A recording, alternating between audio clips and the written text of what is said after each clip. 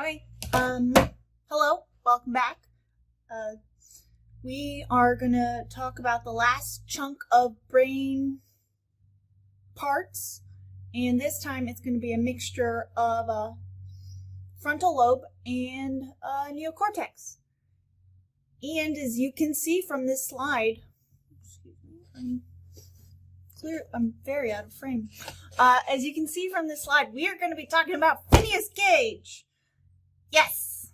Sorry, my level of enthusiasm is high because I think that this little chunk is super cool and kind of highlights a lot of challenges that we have with brain research and neuroscience and neuroanatomy and all those cool pieces.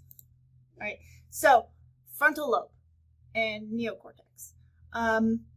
Now, words in parentheses for all these little chunks indicate which side is more active.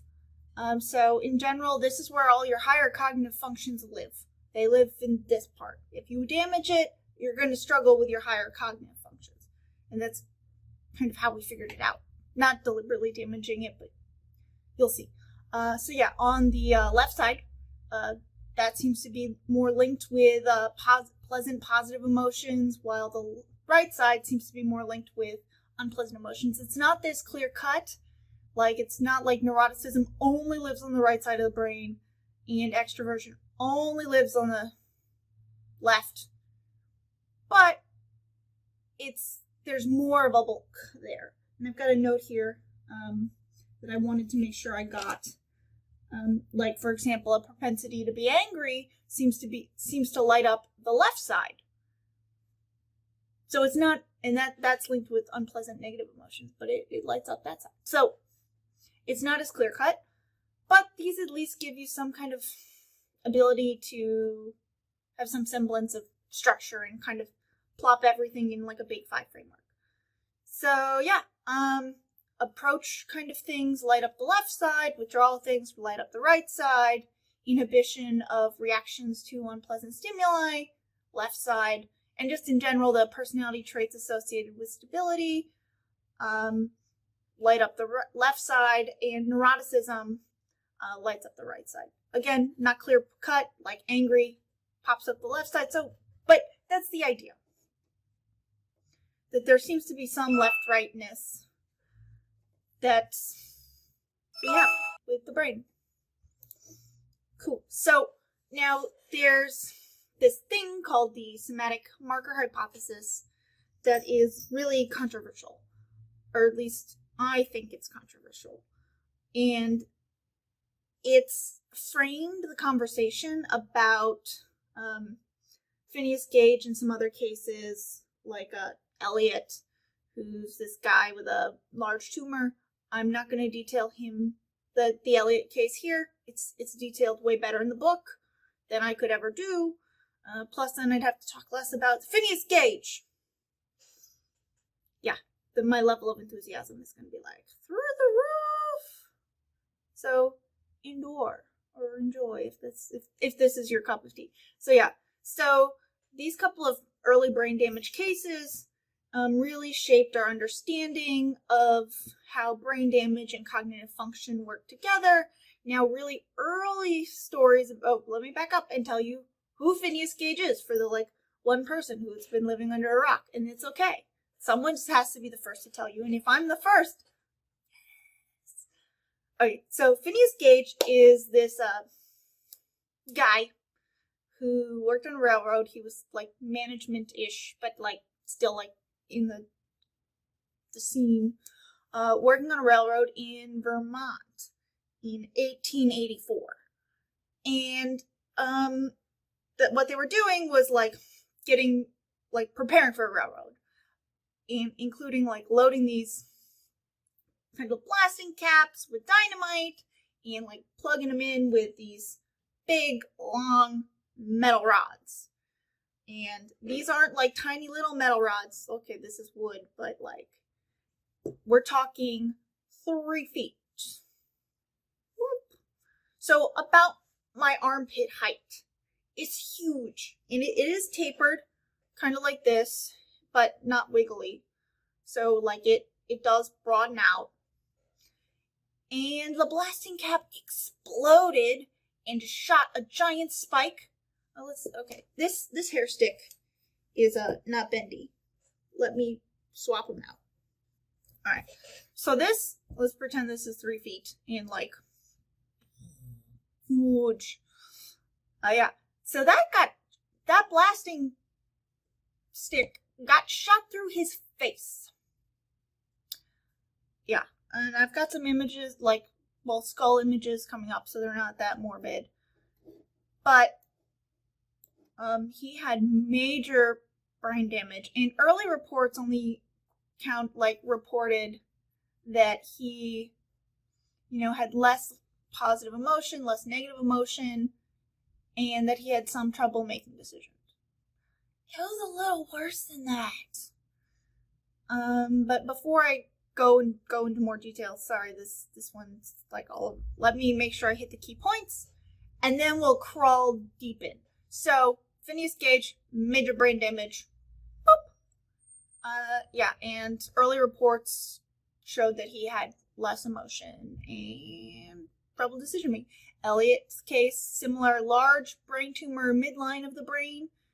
When they removed it, they took some cerebral cortex with it, and according to sources that are a little dubious, he became particularly unemotional, unable to make important decisions, and there are other cases where brain damage to this area seems to be linked with the inability to understand others' emotions and regulate one's own feelings and impulses. But why do I keep giving all these little weird caveats? Because the somatic marker hypothesis really overhyped these 2 cases, and I kind of framed them in ways that were consistent with the theory instead of using their cases to develop theory. And so this idea is that the body, or the somatic kind of emotional component of thought, is a necessary part of problem solving and decision making. But there's not, and to some extent this is true. But a lot of this evidence was used in support of early lobotomies, and using Phineas Gage as an example of how, a little brain damage is fine. It wasn't a little brain damage. So I'm going to illustrate. Boom. Yeah. Okay, Phineas Gage, and I've got lots of different diagrams.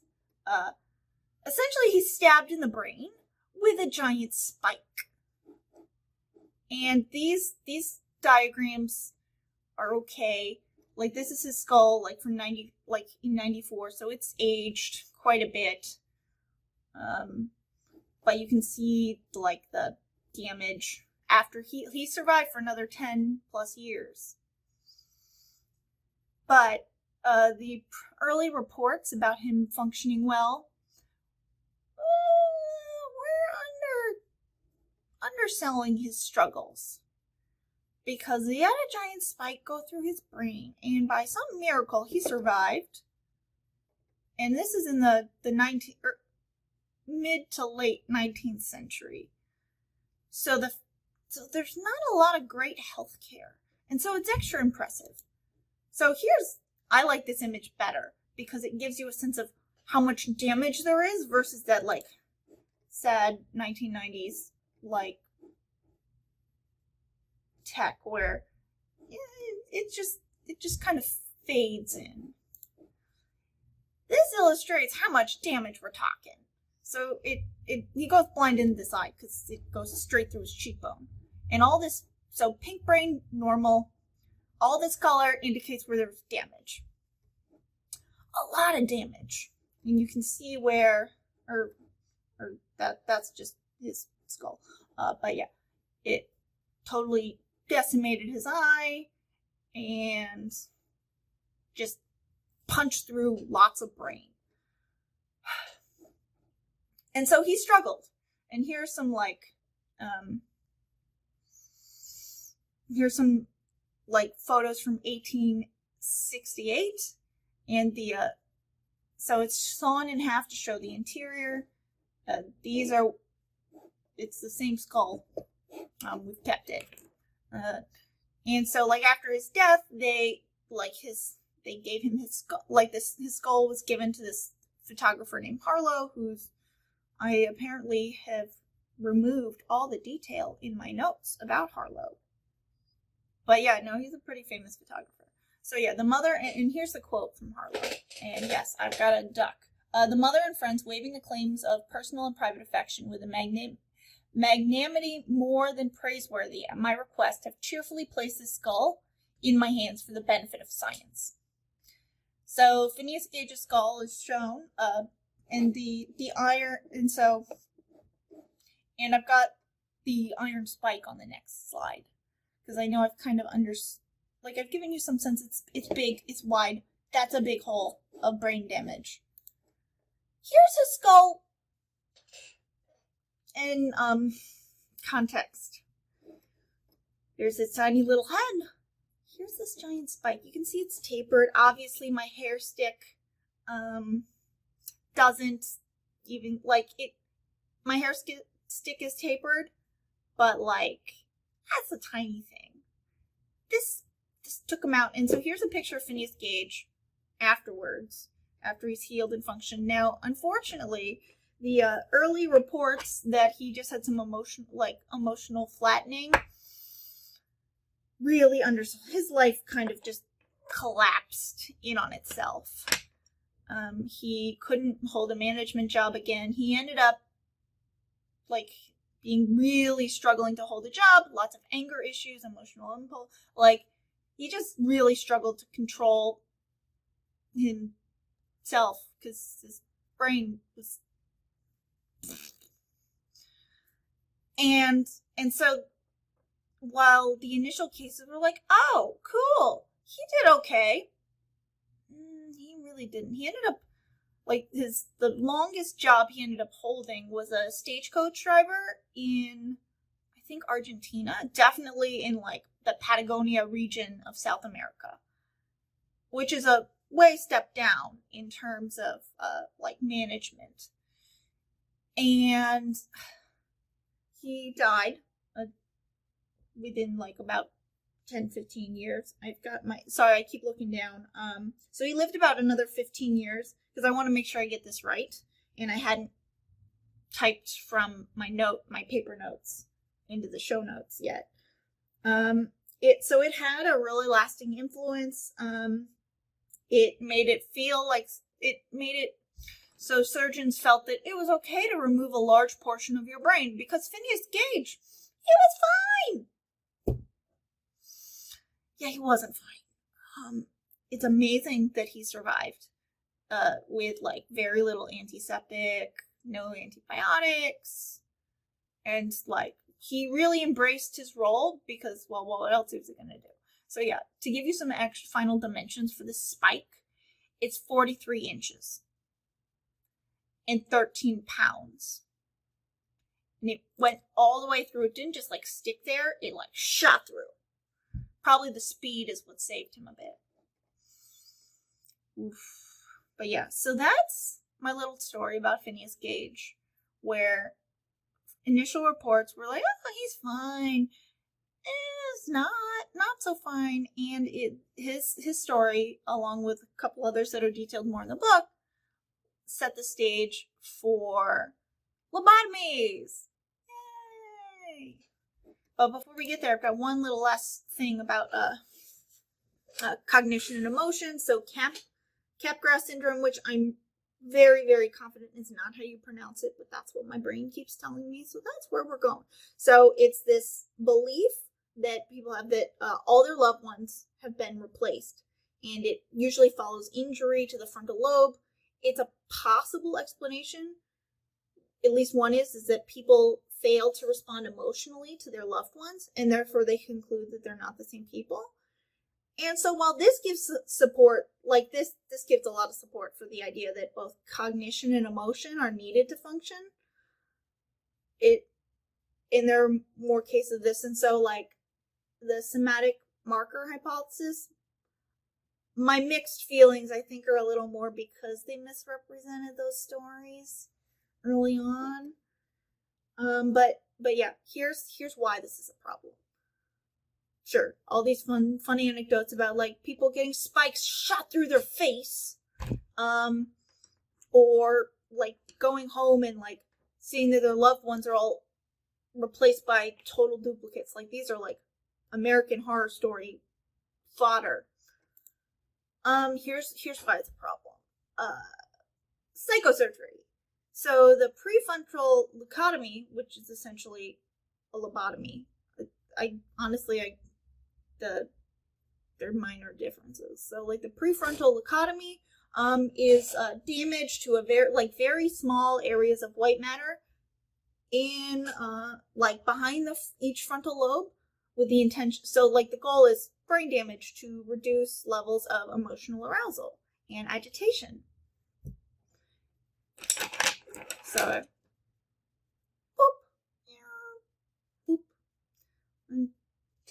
it's like, this is now that's the prefrontal leucotomy. That's like 1937. It's minor in comparison to the lobotomy, which is removing whole sections of the frontal lobe. It's way more drastic, and it tends to not be so hot. Best case scenario, not much damage in your brain repairs it. Worst case scenario, there are cases kind of like Rosemary Kennedy, so who like was just totally catatonic after. And I encourage you to read this lovely not lovely, but it's a memoir. It's co-written by Howard Dully and Charles Fleming. Howard is he had a lobotomy, and he kind of details his life, and it's pretty tragic, but it's really telling about, essentially, it's brain damage that's deliberate. And so often the observations that come from like lobotomized patients are consistent with brain damage. The frontal lobe plays a huge role in anticipating the future, including both negative outcomes and in planning and decision making. And so folks who had lobotomies that and this wasn't, it was, as much as I would love it to be an exact science, it wasn't. There was lots of showmanship where they would lobotomize two people at once with ice picks and stick them up and whoosh them around like a whisk almost, simultaneously as a performance. This is brain surgery, and it was very imprecise, and you had a wide range of outcomes. Best case, your brain repairs itself. Worst case, well, you're dead. Or slightly less than worst case, you're seriously brain damaged and have to be put in a home and are never the same. Yeah. Sorry to put a damper on my enthusiasm for the Phineas Gage piece. This is a really dark side of psychology, where a lot of these psychosurgeries were done in order to help parents manage their unruly children. That was the case with Rosemary Kennedy, and of the Kennedys. I believe she recently passed. Relative, my COVID brain is sense of time is a little fuzzy. But yeah, now we don't do this except for very specific cases, usually with seizures where the brain is just shooting and firing and is uncontrollable. That's when we have very deliberate surgeries that you don't just stick an ice pick through somebody's eye socket or up their nose, like a mummy. Because when you do it with a mummy, you whisk the whole thing and turn into goop. And that's the step, okay, maybe 5 steps beyond. But yeah, so now we replace this with drugs and medication. And medication modern medicine has come an amazing far way in the last 100 years. like now we don't have like primitive brain surgery where you stick a spike up your nose and whoosh. I mean, it's mostly ice pick through the eye socket, but like it gets you in there. Right here. But yeah, so now we use medication that I'll talk about soon in the next chunk. Yeah, so we use medication, and if we have to do brain surgery, we keep the patient awake and have them do cognitive tests while we're poking, not me personally, but while they're like being very fine and precise to like do it, and it's very deliberate. It's not like, let's just poke around. None of that.